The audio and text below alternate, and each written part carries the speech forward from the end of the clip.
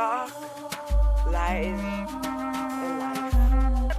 I'm right here in the sea of Jebel Ali, and around me and in the sea, it's filled.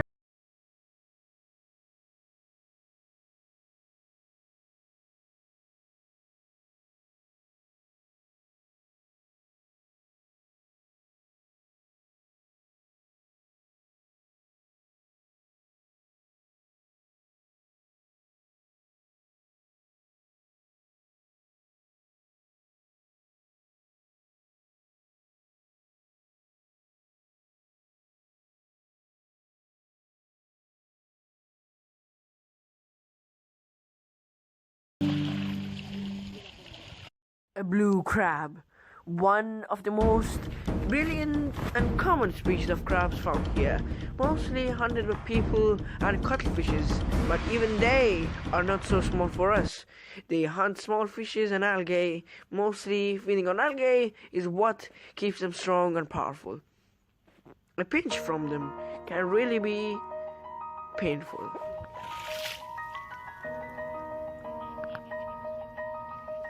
Many species of crabs here are actually very extraordinary.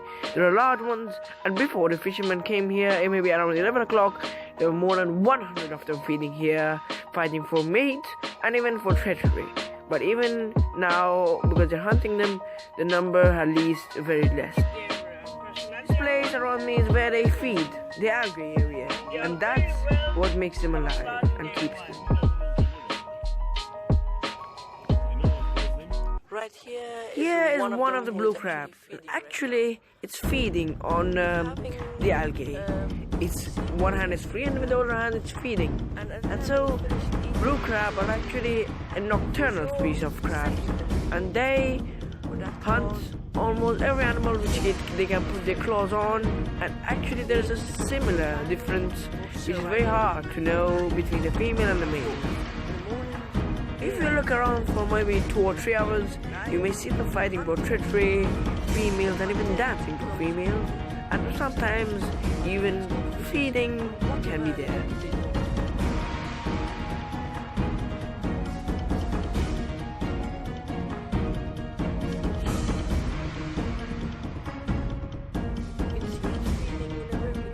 They are really quick and similar to lobsters because they are both crustaceans, and actually they are hunted by cuttlefish, octopuses, and even sometimes jellyfishes, anything bigger than them, even sharks and fishes hunt on these poor crabs, and that's why even humans are the most beautiful.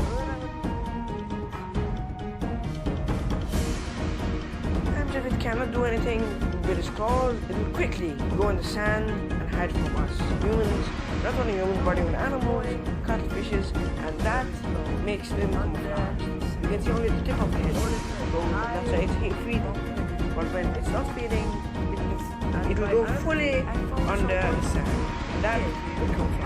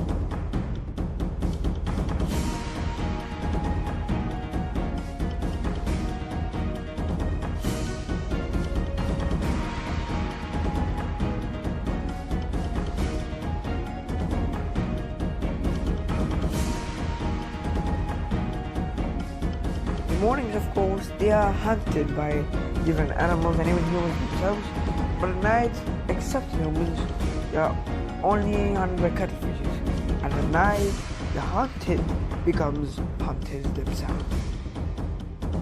So you can see on their pinches there are something like eyes, and that's the way it tricks its prey. So at least the prey it's like, I better take his hand off, and so if I take his hands off, or actually they think it's his head, at least the crab will say that I'm alive. I've lost one hand or two, but still I can feed off something. Of course, these crabs are really extraordinary, but the humans are the only thing we should catch them, and also hypnotizing cuttlefish. And of course, if we get time and can do this, we for sure film a cuttlefish hypnotizing the crabs. Males and females are easily distinguished by the shape of their abdomen, known as abdomen, and by color differences in the chelicles or claws. The abdomen is long and slender in males, but wide and rounded in winchier females. The popular is that the male apron is shaded like the Washington Monument, while the mature female actually resembles the dome of the United States Capitol. Claw color differences are more subtle than apron shape. The improvable fixed fingers on the claw in males is blue and red tip, while females have orange color and purple. The female's abdomen changes as it matures. An immature female has a triangular shaped abdomen, whereas a mature female is a nut shaped. The crab's blue hue stems from a number of pigments in the shell, including alpha-crustaceanin, which interacts with the red pigment astaxanthin to form a greenish-blue coloration. When the crab is cooked, the alpha-crustaceanin breaks down, leaving only the astaxanthin, which turns the red or the blue crab to a bright bluish. The natural predators for these exotic crabs are eels, drums, striped bass, sport, trout, some sharks, humans of course, countless rays and white-tailed stingrays. In an omnivore eating both plants and animals, consumes thin shells, bivalves, annelids, small fish, plants, and nearly any other item it can find, including carrion and other. Because these crabs actually hunt anything smaller than themselves. Of course, these animals which hunt them are really, in a way, adapted to the war. For example, octopuses is one of them, and cuttlefish. Octopuses come on land, catch different species of them.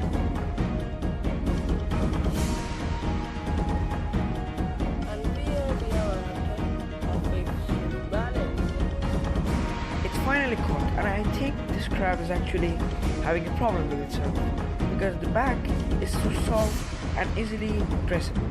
But I think whether it's a newborn, and of course it's not, because the newborns are too small to see even, that means it has just changed its skin.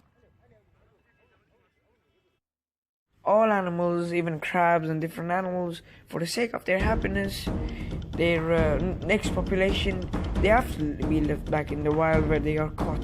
But unfortunately, we humans don't have any care for them. We catch them only for food, although we have enough for them. One of them, they are found mostly in pet shop, the large ones, but even they don't leave the small ones right here. And of course, in this, we can see how each diverse animals are connected, and actually how they live in different ways. For example, the way lives are connected, and I actually changed my mind. In the crabs, they are having night vision and they come out at night. They're nocturnal. Still, they are not that perfect hunters. They are hunted people. Our luck at cuttlefish, it specializes in hunting crabs, and you can see one of the crabs in its mouth. And as the crab struggles, it breathes for the last time. Our luck helped us to see this animal. For sure I'll catch one and bring it up close for the cameras. Most brilliant creatures in Earth history.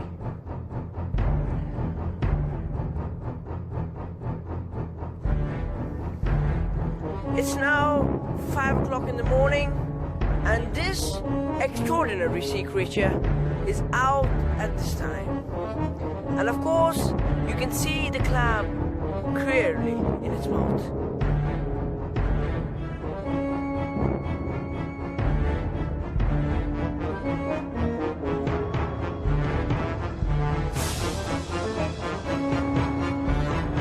You can see how extraordinary it swims.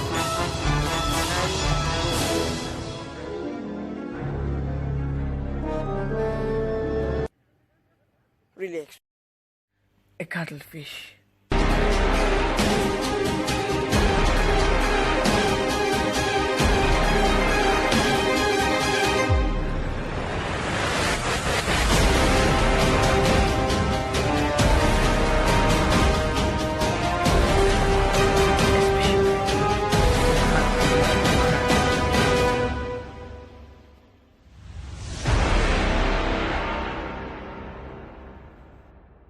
But large crab is a danger.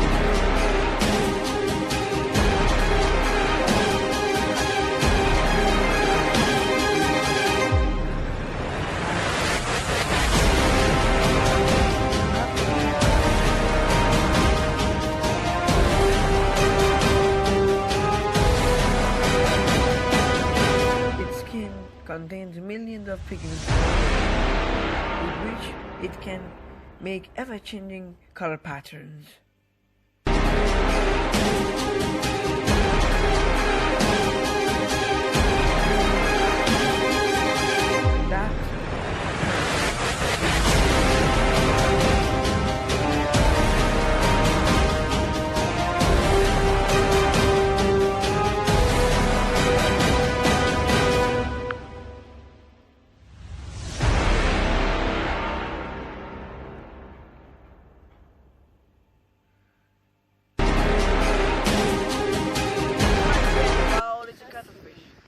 A fish which I caught before eating crabs even. But now the fishermen have caught one. It squeezes water when we bring it out, and of course changes color from shore to the background. And that, it shows it eats mostly crabs. Feeding them with crabs will keep them alive. And the crabs means it's connected. The producers are the plants, and then they're eaten by crabs, and the crabs are eaten by them. And the cycle keeps going on, and then we eat. And I hope this creature will be left back in the wild. You can see, mostly if the people come over here, they will eat this part backwards. And you can see underside of it, it squeezes water from here, eats food from a small like structure here. It's actually having sticky data.